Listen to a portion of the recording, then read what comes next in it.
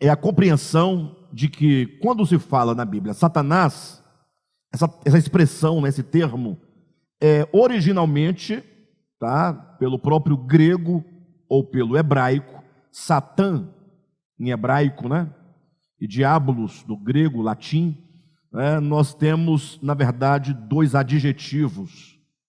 Entender o que é um adjetivo é muito importante no estudo, na leitura de um texto qualquer.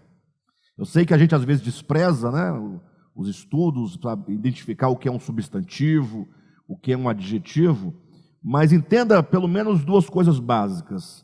O substantivo, ele dá nome à coisa. Ele dá nome à coisa. Então, isso aqui é um copo.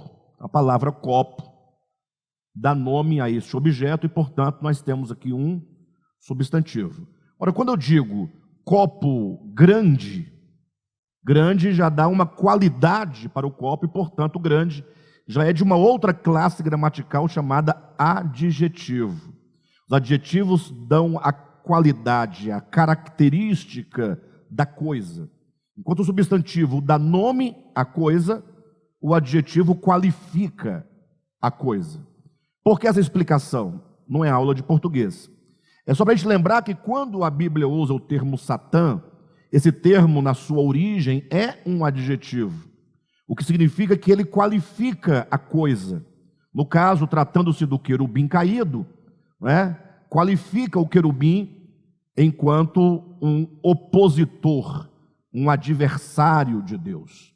E tratando-se do querubim, chamando-o de diabolos, diabolos também um adjetivo, está qualificando esse ser enquanto aquele que é o acusador, aquele que é o oponente, aquele que divide o reino de Deus, que se opõe ao reino de Deus, no sentido de difamar o reino de Deus, difamar o próprio Deus, com o fim de ganhar aliados para si, para constituir o grande império das trevas. Então, essa explicação, muito simples, nos leva a entender que quando começamos a ler a Escritura e encontrar a palavra diabo e Satanás, nós buscarmos a origem da palavra enquanto um adjetivo. Agora, é verdade que não raras vezes esse termo Satanás ou diabo será usado como um substantivo, né? Vai ser usado como um nome próprio, né? No caso, o querubim caído é chamado não raras vezes de diabo e de Satanás.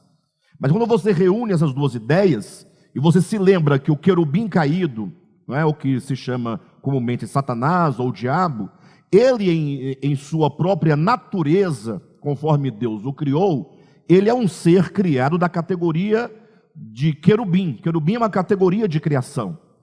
Entre os seres celestiais existem os anjos, que é um tipo de ser, existem os arcanjos, existem os querubins, existem os serafins, e portanto Lúcifer na sua criação, ele é um querubim. E portanto, quando esse querubim se rebela contra o Criador, e agora começa um processo de acusação contra o caráter de Deus, contra o reino de Deus, contra as obras de Deus, e agora ele se opõe ao reino de Deus, ele faz frente e oposição ao reino de Deus, ele é um querubim com uma consciência satânica, com uma consciência diabólica.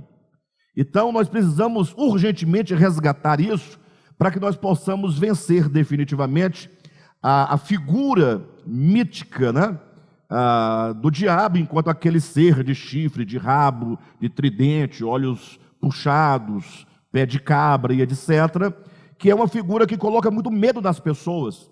E as pessoas então vivem com medo do diabo e se esquecem que na verdade ele é só um ser. Como você, que é um homem, é um ser. É só um ser criado por Deus, mas que em razão da maldade no coração e na consciência, se torna diabólico no âmbito da consciência e no âmbito do coração. Nesse sentido, todos os homens, de uma maneira geral, uma vez que também se rebelaram contra o Criador, se uniram ao Lúcifer caído, tornaram-se também diabólicos, tornaram-se também satânicos.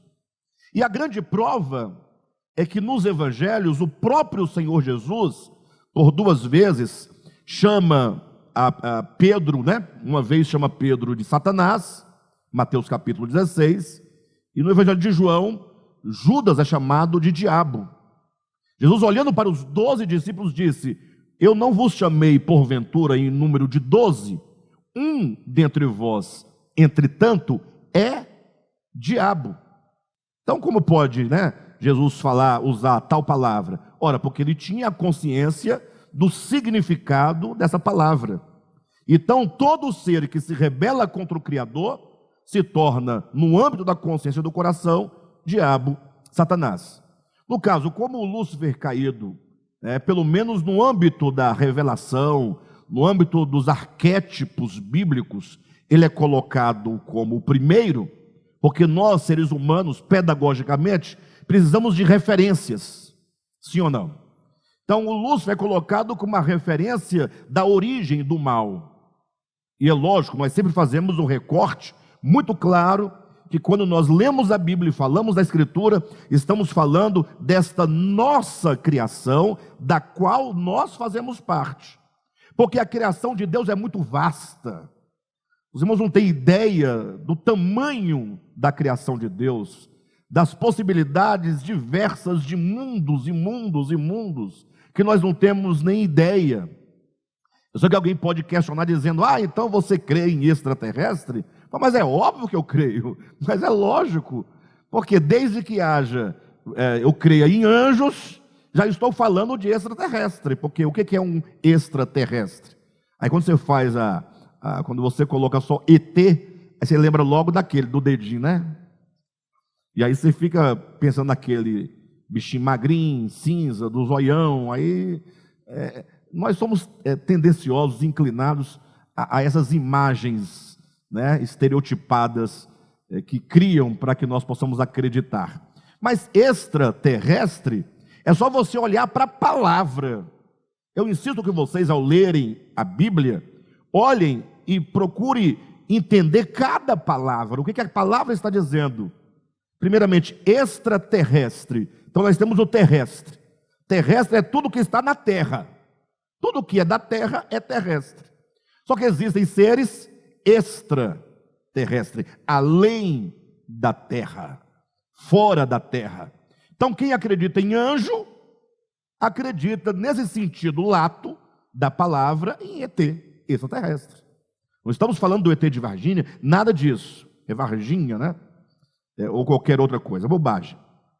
Mas estamos falando sim, né?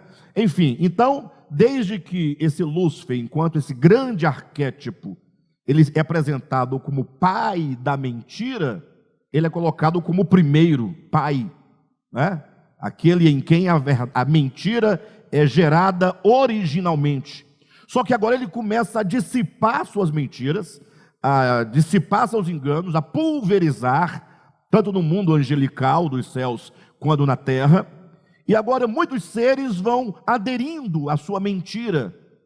E cada vez que esses seres aderem, esses seres vão tornando-se participantes da mesma consciência de oposição e da mesma consciência de acusação de Satanás e de diabo, respectivamente. De modo que aquilo que era só uma consciência no universo, com agora o acúmulo e o agregamento de muitas consciências, pensando solidariamente contra Deus e se opondo a Deus, essa consciência que era única vai crescendo, vai aumentando.